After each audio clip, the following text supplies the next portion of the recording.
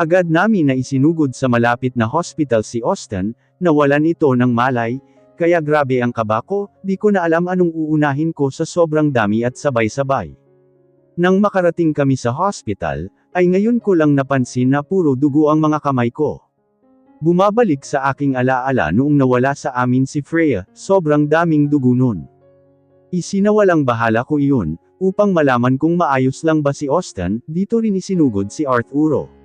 Marami ang may mga tama ng bala, ilang oras din inabot ang operation ni Austin.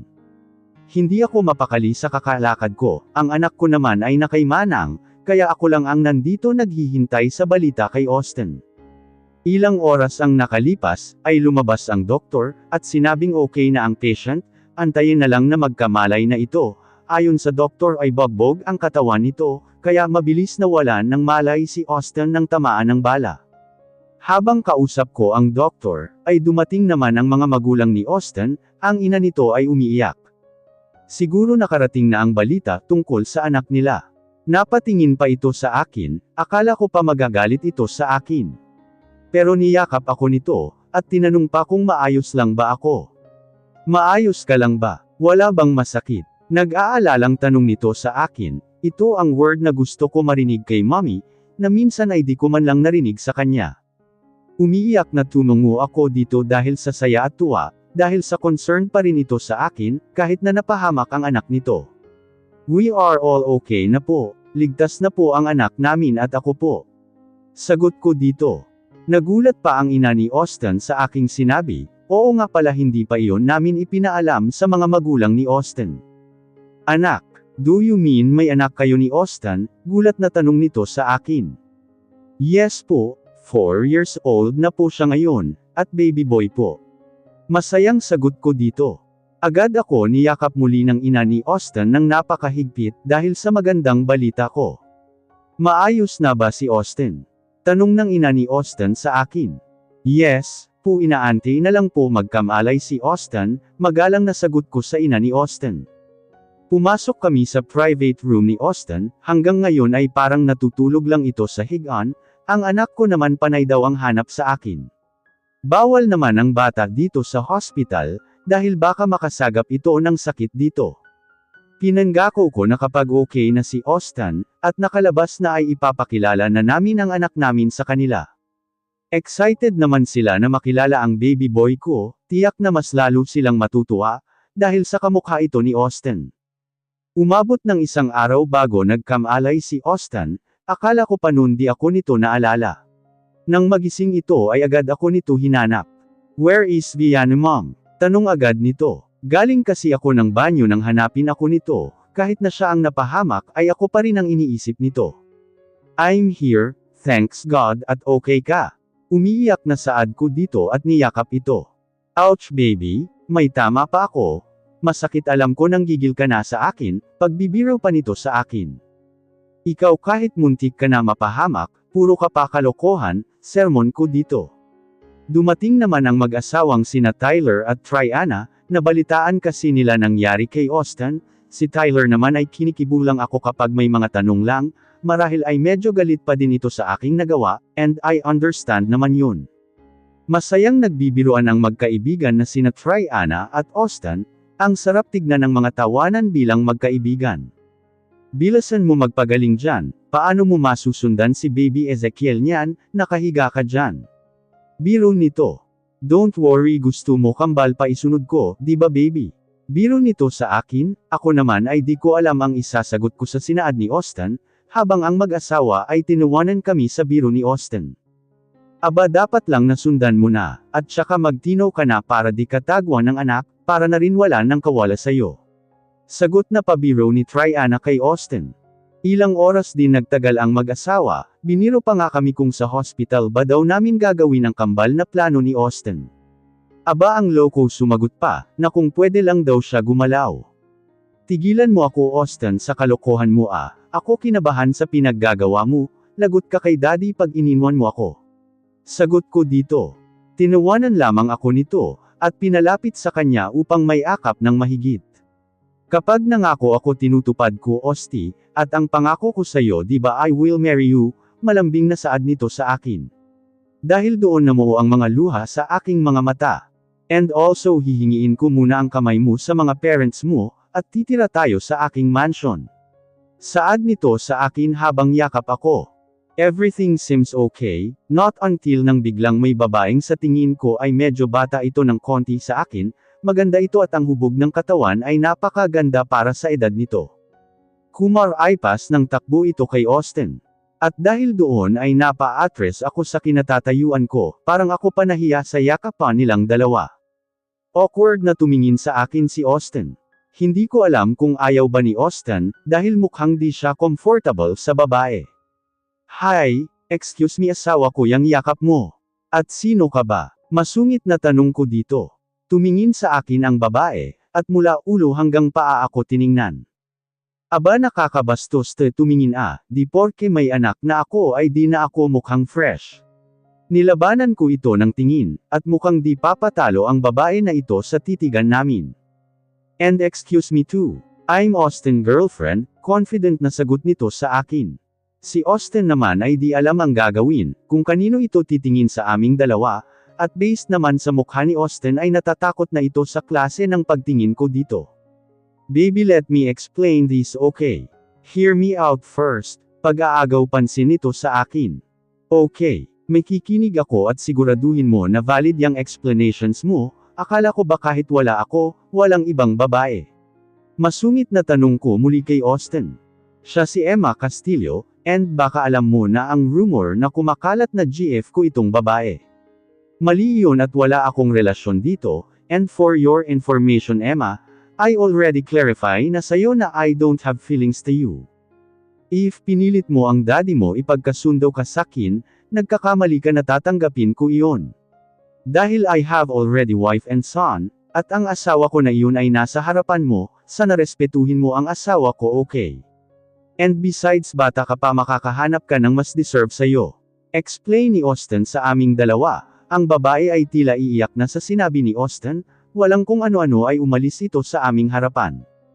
Akala ko na naman ay iiyak na naman ako dahil kay Austin, he always choose me, and I didn't appreciate lahat ng sakripisyo ni Austin sa akin. And now ay tinatama na ni Austin ang mga pagkakamali niya noon na nagawa niya.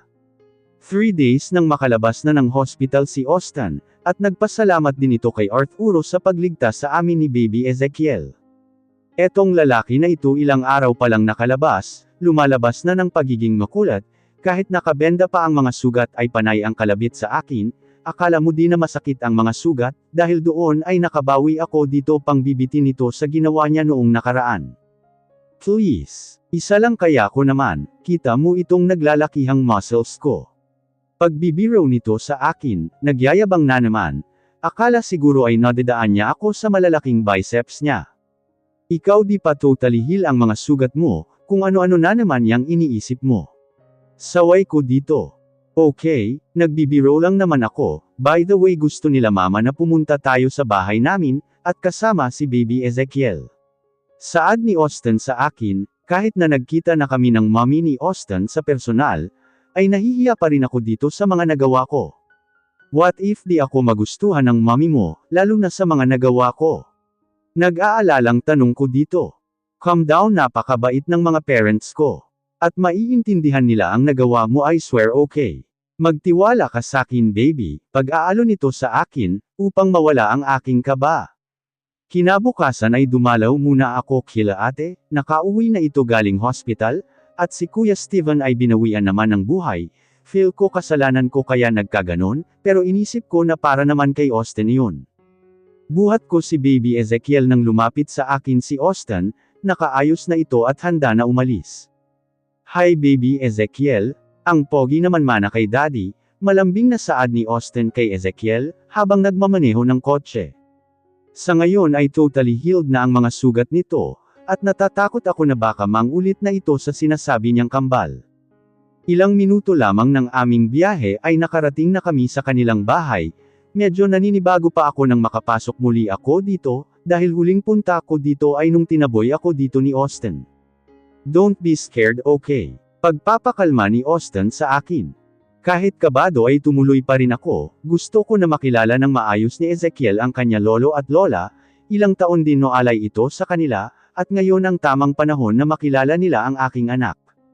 Hi, baby. Masayang salubong sa amin ng ina ni Austin. Sa itsura ng ina ni Austin ay akala mo napaka-sunggit bot kabaliktaran, napakabait at mahinhin ito magsalita pinong-pino.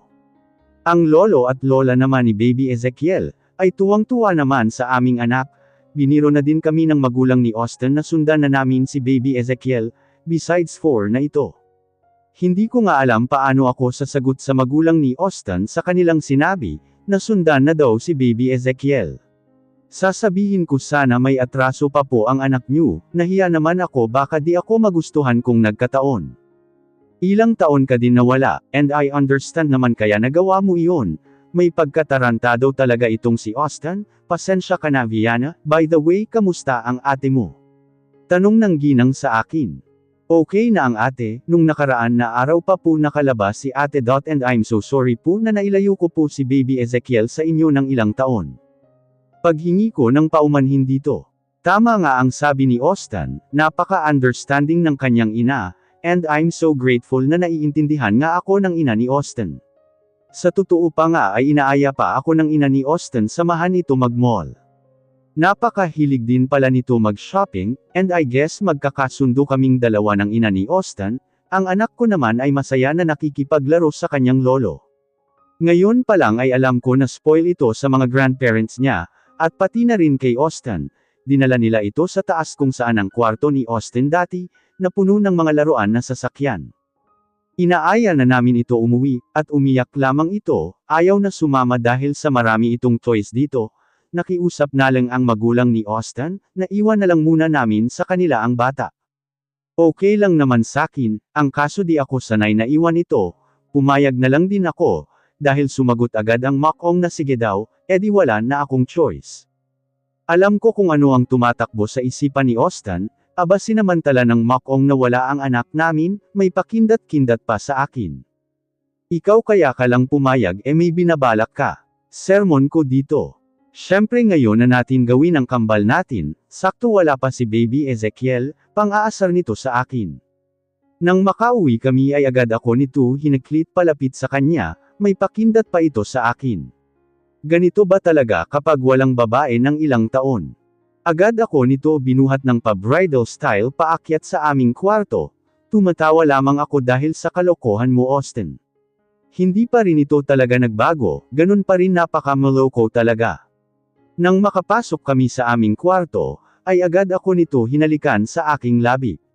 Puno ng emosyon ng mga halik ni Austin sa akin, ramdam ko ang sincere nito. I feel ano right now baby, bulong nito sa pagitan ng aming halikan. Sa aming paghahalikan, ay halos masabunutan ko na ito sa sobrang pagkasabik ko dito, inalis nito ang aking pang-itaas na damit, lantad kay Austin ang aking katawan. Nang maialis na lahat ni Austin ang aking damit, ay agad ito na lumuhad sa akin, alam ko kung ano ang binabalak nito, he gently kissed me on my skin. That makes me feel more love. Siguro naman ay successful ang kambal natin yan. Pagbibiro nito sa akin. Nakangiti lamang ako rito at nakikinig. I love you baby. Saad nito, pakiramdam ko ay parang noong dati ay bumalik kami noong masaya na magkayakap. Although masaya din ako ngayon na dumating si baby Ezekiel, dahil ito ang tulay ko na intindihin ang kanyang daddy. Hindi lahat ng aking hinala ay tama, minsan kailangan mo na pakinggan muna ang mga opinyon ng ibang tao, if tapos na i-explain sa'yo, doon mo muna husgahan bago ka gumawa ng maling desisyon. Kailangan ko na dumalaw sa farm, and also may bata ako na gustong kunin, if okay lang sa'yo ito na din kasi ang nakasama ko habang pinagbubuntis ko si baby Ezekiel. Paliwanag ko rito, don't worry I'm okay with that, besides kung masaya ka doon, ako no problem. Masayang sagot nito sa akin. Just like what I said na papayag ito, sadyang advance lang talaga ako mag-isip ng mangyayari. I love you so much. Niyakap ko ito ng napakahigpit dahil sa tuwa, and di nga ako nagkamali, na pinili ko si Austin, may mga maling desisyon man, ay kaya ko naman iyon baguhin at itama. Umaga nang magising ako, agad ko na hinanap si Austin, ngunit ay wala ito sa aking tabi, tatayo na sana ako nang pumasok ito na may dalang food tray. Good morning my baby, Bati nito sa akin, mukhang good mood ang Makong. Kasi nakailan sa akin. Good morning too, ang sweet naman nakailan ka kasi kagabi kaya napaka-sweet ngayon, sermon ko dito. Nang matapos na iyon, ay sinundo na namin sa parents ni Austin si Baby Ezekiel, dahil di talaga ako sanay na wala ito sa akin. Ang anak ko naman ay tulog siguro, pinuyat nito ang mga lolo at lola niya, dahil ngayon ay eto tulog na sa aming pagbabiyahe. Dumaan muna kami saglit kila ate, natuwa pa ang ate na makita na kasama ko si Austin at Baby Ezekiel. Welcome dito, hi Baby Ezekiel right? Tanong nito sa akin. Si ate at Alejandro ay nagkabalikan, matagal man bago muli na makauwi sila sa isa't isa, ay nagkabalikan pa rin sila ni Kuya Alejandro. Kita ko sa mga mata ni ate ang kasiyahan niya sa piling ni Kuya Alejandro, dito mapapatunayan na kapag nasa tamang tao ka ay napakasaya. Kinaumagahan ay pumunta naman kami kina daddy, gusto ko na kahit di kami okay ni mommy, ay makilala nila ang anak ko, agad kami na tumungo sa aming bahay. Kung saan lumaki ako na walang ibang naramdaman na pagmamahal ng isang ina, kahit ayoko man na bumalik, ay ginawa pa rin namin. Buhat ni Austin ang anak namin, at nang makita kami ng aking ama, ay tuwang-tuwa ito na sinalubong kami, niyakap pa ako nito ng napakahigpit, na-miss ko ang aking ama, pero may lungkot pa din ako nararamdaman dito. Pakiramdam ko may kulang na parang hinahanap pa ako sa kanila, lumaki man ako na mayaman, nakukuha ang lahat pero malungkot naman ako, tuwing naalala ko kung paano ako sigawan ni mom, dahil sa ako ang sinisi nila sa pagkawala ni Freya. At isa pa kaya pala di ako nito tanggap, ay di pala ako nito tunay na anak, kaya pala ganun na lang kung magalit sa akin si mom, dahil sa anak ako ng kambal niya. Hi kamusta, apo ko ba ito? Masayang tanong ni dad sa akin, tumungo ako bilang pagsagot, nakakainggit lang na sana ganto ang reaksyon nila kapag sa akin, mula pagkabata ko ay malungkot ako, dahil kulang sa pagmamahal ng magulang. Yes po si Ezekiel po anak po namin ni Austin, pagpapakilala ko sa aking anak, biglang bumaba naman ng hagdan si mom galing sa taas, ang kilay nito ay nakataas agad nang makita ako. Di ko makalimutan noong nasa hospital kami noong nagtalo kami. Hindi ko alam kung tanggap na ba nito ang mga pagkakamali niya, pero base sa nakikita ko, ay mukhang di pa nito tanggap sa sarili ang mga pagkakamali niya. Anong meron dito? At sino ang bata na iyan? Tanong nito kay dad, sumagot naman ang aking ama. Anak ni Viana kay Austin honey. Oh really naka-jackpot ka naman pala Viana, kailan ang kasal? Dapat bongga. Saad ni mom, di ko alam bakit naiinis ako sa tono ni mom, di pa rin pala nagbago ganun pa rin. Stop please, nandito po kami para ipakilala si Baby Ezekiel sa inyo, at umayos naman po kayo sa harap ni Austin nakakahiya. Saad ko, alam ko napaka-rude ko sa aking sinabi, di ko na kasi maiwasan. Ayoko na maramdaman ni Austin, napapakasalan ko ito dahil sa gusto ni mom. At mayaman ito, alam ko mayaman talaga ito kesa sakin, pero di ko mahal ito dahil doon. Kundi mahal ko talaga siya. It's okay baby don't mind me. Wala sa akin yun, besides papakasalan naman talaga kita. Sagot ni Austin sa akin. Ang mom naman ay sumagot sa aming pag-uusap ni Austin. O yan naman pala papakasalan ka, arte mo pa, sarcastic na saad ni mom sa akin. Tumigil ka na honey, may bata dito. Baka magtalo na naman kayo. Saway ni dad kay mom. Tumungo na lang muna ako sa garden, dahil gusto ko na magpahangin sa nangyari kanina lang, akala ko pa naman magiging maganda ang araw ko ngayon. Are you okay love? Kung di ka okay dito, pwede na tayo umuwi, manood tayo ng movie kasama si Baby Ezekiel, yaya nito sa akin, ayoko naman magmukhang masama kay daddy, kaya nagstay muna kami ng ilang oras. Nang makauwi kami ay panay naman ang tawa ng aking anak, masaya ako na tuwing kasama nito si Austin, ay tuwang-tuwa ito, kung noon kaming dalawa lang ay masaya ang anak ko, ngayon mas double ang saya ng aking anak. Nagluluto ako ng dinner namin, nang yamakap sa aking likod si Austin, naglalambing ito, kasi may kailangan ito. Panay ang halik nito sa aking leeg, mabuti na lang ay nasa room ng mga maid ang mga kasama namin. Bakit nagkakaganyan ka? May kailangan ka ano? Tanong ko dito, alam ko na may kailangan ito kapag ganito. May labas sana kami ng mga kaibigan ko, sa saglit lang naman ako promise. Paglalambing nito sa akin. Sabi na may kailangan ka sige kapag anong oras at wala ka pa sa labas ka matutulog, kahit bahay mo pa ito, saad ko dito. Aba ang loko ang bilis ng tangunang payagan ko, tiwala naman ako dito, sa tagal nga namin na nagkahiwalay, ay wala naman itong naging babae. Pagkatapos nito makipaglaro sa anak namin, ay umalis ito at nagpaalam, mag-ano pa nga daw kami, loko aalis na lang gusto pa umisa. Umalis ito na nakangiti, dahil sa pinayagan ko na sumama sa labas nila ng kaibigan niya. Nanood kami ng movie ni Baby Ezekiel, ito naman anak namin ay napakadami ng laruan, dahil iniuwi ng mga lolo at lola niya ang ilang laruan galing sa dating room ni Austin, itong ama naman ni Ezekiel ay panay naman bili ng kung ano-ano. Kaya ayan kahit mahal ang price ng toys niya, ay wala lang ito kay Austin, dahil parang barya lang daw iyon kay Austin. Noong una medyo okay pa ako dahil di pa naman late si Austin, pero ng 12 AM ay di pa rin ito nakauwi, ay tinawagan ko na ito, nakailang call ako, pero di makontak ang cellphone nito. Aba di mo sasagutin ang phone call ko, nilabas ko ang ilang gamit ni Austin. Malay ko ba na mamaya may babae na pala ito doon. Malamang sa bar ang gimmick ng mga ito. Alas 12:30 ng hating gabi nang may mag-doorbell sa labas, alam ko na si Austin na ito, at agad ako na bumabang hagdan, nakapangtulog na ako, at ito naman si Austin ay kakauwi lang. May glass itong door ni Austin, kaya kita ko ito mula sa labas. Nakayuko ito, halatang may tama na ng alak, tinitignan ko ito habang nakapamewang sa kanya. Di pa sana ako nito mapapansin na nasa harap niya na ako, kung di pa ito titingin sa harapan niya. Ngumiti ito sa akin na parang akala mo nakikipagberwan ako, tinaasan ko ito ng kilay, dahil sa totoo lang ay galit talaga ako, sinabi ko na huwag papaabot ng anong oras, pero di nakinig. Hi baby bakit nasa labas ang ibang gamit ko? Nagtatakang tanong nito sa akin, ang mga mata ay parang iidlap na sa sobrang antok siguro. Ayan ba, sa labas ka na kasi matutulog ngayong gabi, di ba I told you na huwag papaabot ng anong oras?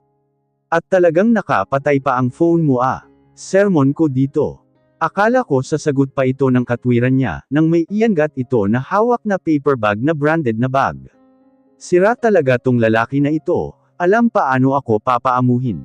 Madami ang papers bag na dala niya sa kanyang likuran, siguro pinabili niya ito, dahil alam na mapapatrouble sa akin. Ikaw susuhulan mo pa talaga ako Sige pumasok ka, subukan mo pa ulitin at sa labas ka talaga matutulog sinasabi ko sayo. Kinuha ko ang mga paper bags, at umakyat ng kwarto. Wala ba akong good night kiss dyan? Biro nito sa akin, tinarayan ko lamang ito, dahil naiinis pa rin ako. Siya ang baho, mag-shower ka dun. Tigilan mo ako may kasalanan ka pa nga sakin pasalamat ka may dala ka, kaya nakalusot ka sakin. Umakyat na ako at tumabi sa aming anak, na mahimbing ang tulog.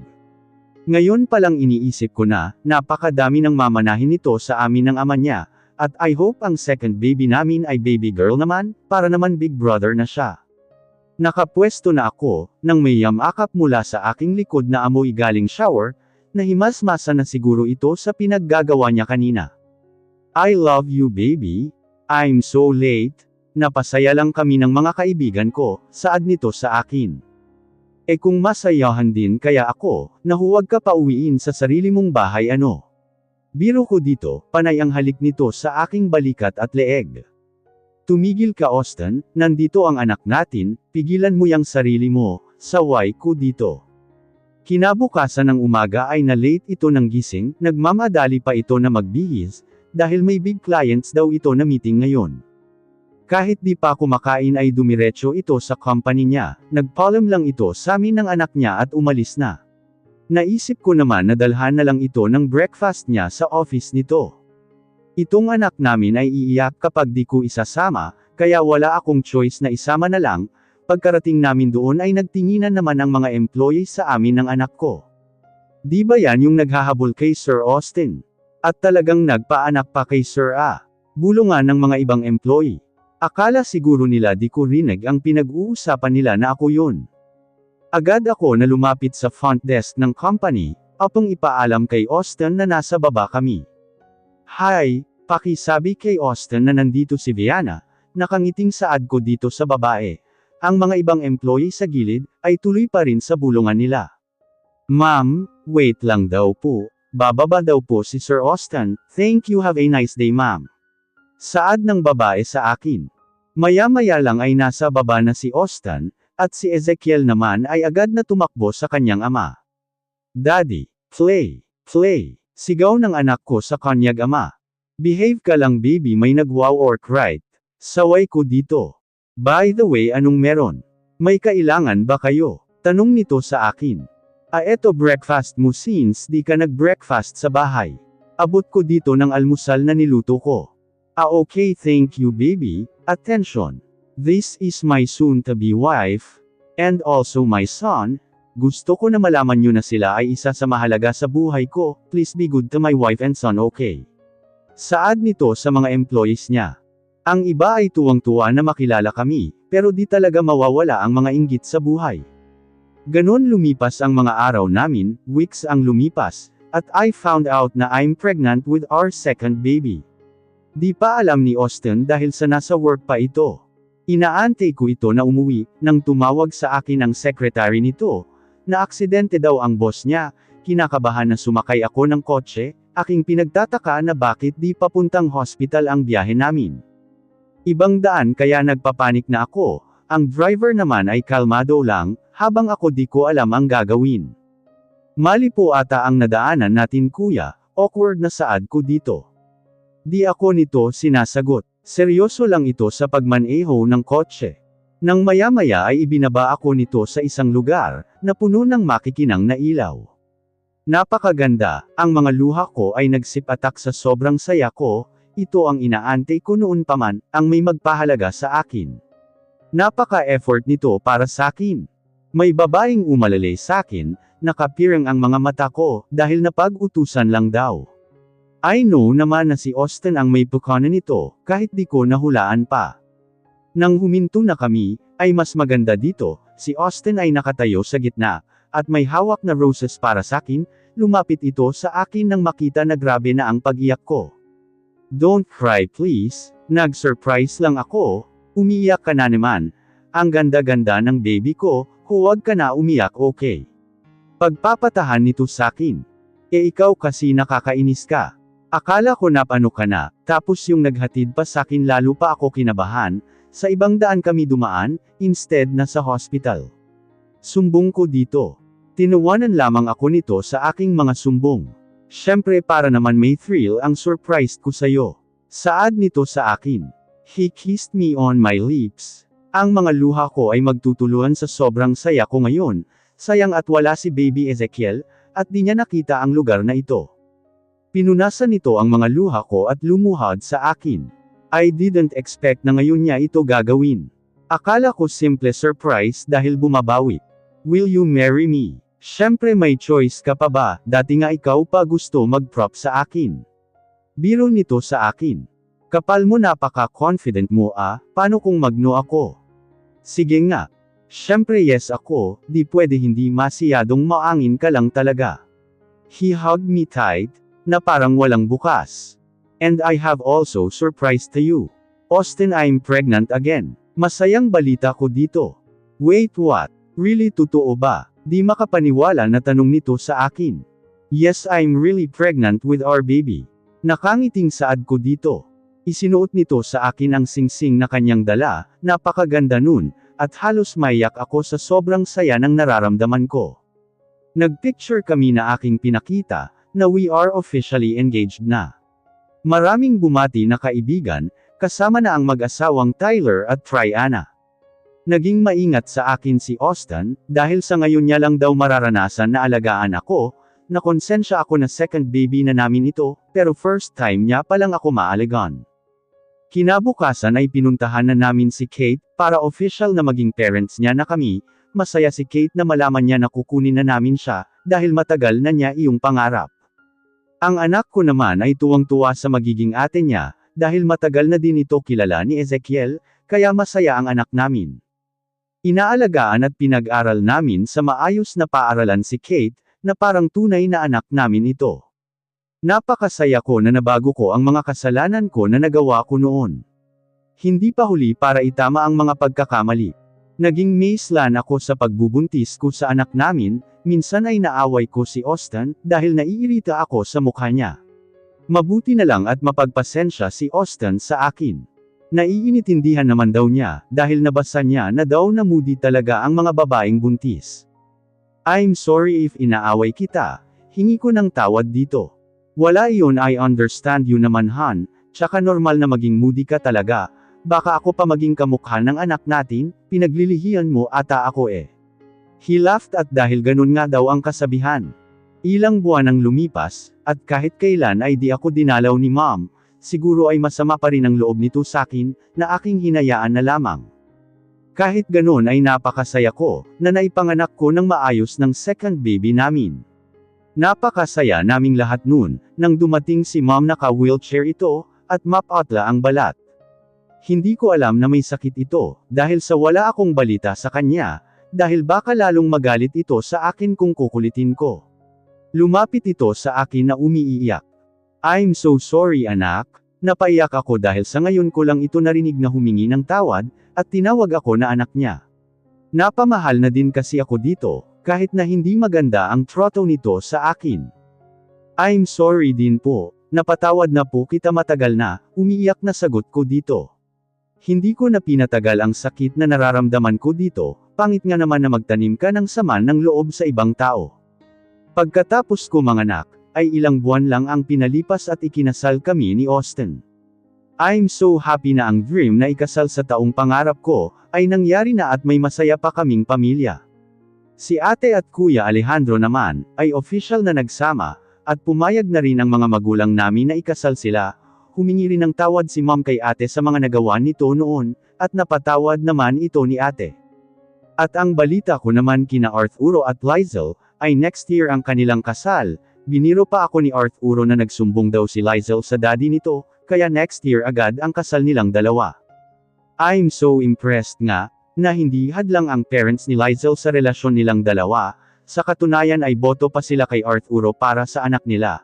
Ang sagot ng magulang ni Lizel, ay ayaw naman nila na mag-suffer ang anak nila, sa kamay ng ibang tao na hindi naman ito mahal. At based naman daw sa magulang ni Lizel, pasadong-pasado si Arturo nilang maging son-in-law nila. Napakasaya ko habang nakatingin sa tatlong anak namin, na sina Ezekiel, Kate at Dylan, masaya ang pamilya na mayroon ako ngayon. Kung ano ang lungkot na naramdaman ko noong bata pa ako, ay hindi ko iyon pinadama kailanman sa kanila, lalo na kay Kate, tinuring ko ito na parang sarili ko na anak. Sa buhay kahit napakadami mong problema, dapat huwag mo peralin ang galit, dahil minsan kapag emosyon mo ang inuuna mo, kesa sa ayusin ay nagdudulot iyon ng mas malaking problema. If you have problem with your partner, always talk to her, him first. Pakinggan mo muna anong saloobin nito. Sa relationship kasama talaga ang problema, huwag kayo mag-expect ng perfect relationship, dahil kung sa relationship nyo ngayon ay wala pang problema na dumadating, ay sigurado na may malaking challenges na dadating sa inyo, at susubukan kung gaano kayo katatag. At sa mga masiyadong padalos-dalos sa desisyon, ay pag-isipan nyo muna if may masasaktan ba kayong ibang tao sa mga desisyon na pinipili nyo, kung sa iniisip mo nung una ay wala, marahil ay nakalimutan mo na paano kapag may naapektuhan na iba. Kaya mahalaga na planuhin ng maigi ang mga desisyon na iyong pinipili sa buhay. Huwag rin papakain sa selos sa iba, kung iniisip nyo na bakit siya meron ako wala. Well baka hindi pa dumadating ang para sa inyo, huwag nyong madaliin kung ayaw nyo na umiyak sa huli. Laging nyong intindihin ang mga magulang nyo. Siguro kaya nakakagawa sila ng ganun, ay iniisip nila ang future nyo, pero kung sa tingin nyo ay sobra na, ay doon nyo kausapin ng maayos sila, upang magkakaintindihan kayo parehas, mahalaga pareho ang opinion nyo, tandaan nyo yan guys. And I am Viana Alcantara ang babaeng patay na patay kay Austin, na ngayon ay wife na nito. Cheers, I'm so happy na we have happy big family now. May mga pagtatalo man, naayos naman namin sa maayos na usapan. Austin POV. Noon akala ko di ko makakalimutan ang feelings ko kay Triana, simula nang makita ko si Viana ay nagbago ang lahat, ginising nito ang natutulog na feelings ko. Noong una na makita ko ito at makilala, ay napakabilis ng tibok ng puso ko, weird kung iisipin, dahil kadalasan mga babae ang mga nakakadama ng ganang pakiramdam, so ngayon alam nyo na kahit lalaki ay bumibilis din tibok ng puso namin sa mga taong gusto namin. Nang makita ko ito, alam ko na may something sa babae na ito, nakikita ko na baka ito na ang makakasama ko sa habang buhay, di man ako perpekto na lalaki, kaya ko naman panindigan ang mga pangako ko. Nang gabi na may nangyari sa amin, ay nasaktan ang damdamin ko noon, dahil sa umalis ito agad sa aking tabi, ni hindi ko man lang natanong ang pangalan nito. Mabuti na lang at isa akong CEO, at malawak ang mga hawak ko, nalaman ko na anak pala ito ng mga Alcantara, galing din pala ito sa mayamang pamilya, pero kung kumilos parang walang trabaho na iniisip. Noong nasa bar kasi ako nag-inom lang ako ng ilang shots, dahil sa sobrang exhausted na ako sa sobrang dami ng works paper na kailangan ko i-review. Hindi biro ang hawak ko na company, kaya when it comes to work seryoso talaga ako. Maraming balita na chick boy daw ako, dahil sa mga pictures na nalilink sa akin. Ang iba doon ay mga anak ng partner ko na naghahabol sa akin, kung tutuusin ay habulin talaga ako ng mga babae. Pero pagdating kay Viana ako pala ang maghahabol dito, noong una ayoko na muna mag-level ang mayroon kami ni Viana, dahil ayoko na maramdaman nito na hindi ako sigurado sa kanya. Hindi niya deserve iyon, dahil based sa mga pinapakita niya sa akin, ay napakabait nito sa mga taong minamahal siya, although minsan may pagka-moldite talaga ito sa ibang tao, pero okay lang naman. Dati pinangga ko na hindi ako maninakit ng feelings ng ibang babae, dahil sa may inaako at nirerespeto ko ang mga babae, nagbago iyon nang makagawa ako ng malaking kasalanan na aking pinagdusahan ng matagal na panahon. Sa tuwing may nangyayari kasi sa amin ni Viana, ay wala kaming protection, kumbaga skin to skin talaga kami, akala ko kasi noon safe kami, dahil sa alam ko naka-pills ito, siguro nakaligtaan din ng babae, kaya nagbunga ang paglalambingan namin. That time kasi na may date kami, ay iniwan ko ito saglit. Sabi ko kasi nun saglit lang ako at babalik, sa mga oras na iyon ay si Triana ang kasama ko, natagalan ako dahil kailangan ng kaibigan ko ng karamay nun, di ko napansin na napatagal ako. Bumalik ako sa restaurant na aming na-reserve. Pero pagdating ko doon ay wala si Viana, akala ko simpleng tampo lang ang naramdaman ni Viana, kaya nakampanti ako.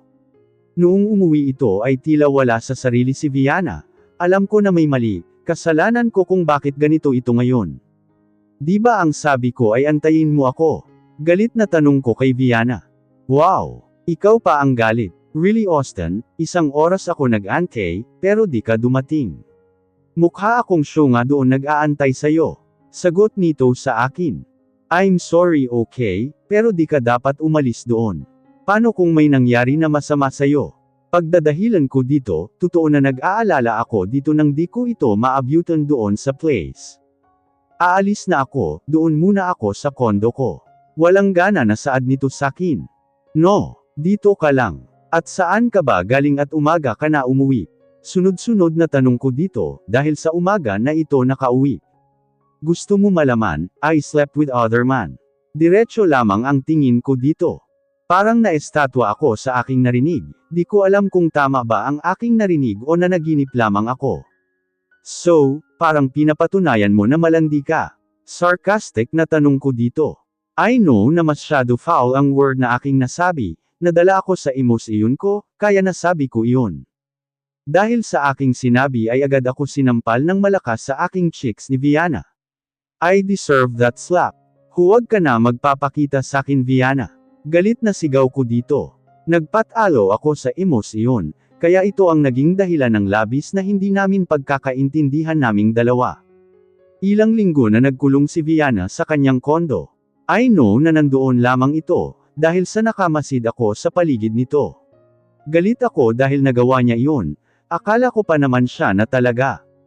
At dumating ang pinakamalaking regret sa aking buhay, ang itinaboy ko ito sa mismong bahay ng aking magulang. May kasama ako noon na babae, which is di ko sineseryoso iyon, kumbaga gusto ko lang makalimot man lang. Nang biglang dumating si Viana, umiiyak ito at sinabi sa akin na she is pregnant with my child. I was stunned dahil sa kanyang sinabi. Ayoko maniwala dahil sa may nakatalik daw itong ibang lalaki, di ko alam kung sa akin ba talaga, o banibilog ni Viana ang ulo ko. Itinaboy ko ito at nagmakaawa siya akin noon, pero di ako nakinig sa babae, nagmatigas ako, nang mapuno na si Viana ay biglang nawala ito, at hindi ko na nahanap pa. 5 taon ako naghanap sa kanya, pero wala talaga akong lead kahit sa mga private hire, di sila makahanap man lang ng lead, kung nasaan si Viana. Na-confirm ko na akin ang dinadala ni Viana, and natatakot na di ko makita ang anak ko dito, di ako nawalan ng pag-asa, dahil alam ko na may alam ang ate nito na nasaan si Viana. Alam na tinatago lang nila sa akin iyon, kaya nagtiyaga ako na makahanap ng tiyempo na mahanap si Viana. At tama nga ako dumating ang panahon na iyon. Nakita ko sa isang mall si Viana, mukhang namili ito ng mga regalo, agad ko ito na nilapitan. Kita ko sa gulat ng mukha ni Viana, nang makita niya ako, mukha na parang takot sa akin. Nagpumiglas ito sa aking hawak. Kahit anong explain ko ay di ito nakikinig sa akin, base sa tono ng boses nito ay galit ito. Nagsusumigaw ito sa mall, kaya may mga tao na lumapit upang bitawan ko si Viana. Simula noon ay di ko na uli ito nakita, at ang pinaka di ko inaasahan, ay nakita ko ang anak namin, dala ito ni Tyler. Tinanong ko ito na kanino ang bata na hawak niya, dahil sa kamukha ko ito noong bata pa ako. Agad ko na tinanong si Tyler kung kanino ang bata, at sino ang ina nito. I confirmed na anak ito ni Viana, lahat sila ay nagulat na sabihin ko na anak ko itong bata. Di ko kasi nabanggit sino ang babae na aking hinahanap noon, kaya gulat silang lahat. Nagtungo ako kasama ang bata, kung nasaan si Viana, na-miss ko ang babae sa tagal namin na hindi nagkita. Ramdam ko ang galit nito sa akin. Ilang araw ako nagsuyo nun kay Viana. At thankful ako na napatawad ako nito. Now we have happy big family, maraming challenges na hinarap namin noong nakidnap ang anak namin, sobrang saya ko noon na maayos ang lagay ng mag-ina ko. Now we are married na may second baby na kami, at ang pinangalan namin ay Dillion Harper Gilmore, maraming challenges na dumating, lahat iyon ay naayos namin. Hindi dapat hayaan na makaramdam ng selos ang taong mahal mo, unang-una di yan makaramdam kung walang dahilan. Iparamdam nyo na siya lamang ang babae nyo. Huwag nyo nahahayaan na matutulog na may tampo ang mga asawa nyo, pwede naman madaan sa ano yan joke lamang po. I mean sa maayos na usapan. Kapag pumasok na kayo sa marriage level, expect nyo na may mga mababago, dahil nasa bagong stage na kayo ng relationship, parte na ng mag-asawa ang pag-aaway, pagtatampuhan. Always talk your partner what's the problem, huwag unahin ang tampo at galit na emosyon. Dahil minsan iyan ang dahilan ng di pagkakaunawaan ng mag-asawa. At sa mga laging naghihinala sa partner, na walang sapat na dahilan, alamin nyo muna, dahil ika nga na maraming namamatay sa maling akala. Pakinggan muna ang side ng bawat isa upang magkaintindihan kayo parehas. And now I am Austin Gilmore. I'm so happy na nakauwi na ako sa aking tahanan. At nahanap na ang tunay na kasiyahan sa piling ni Viana.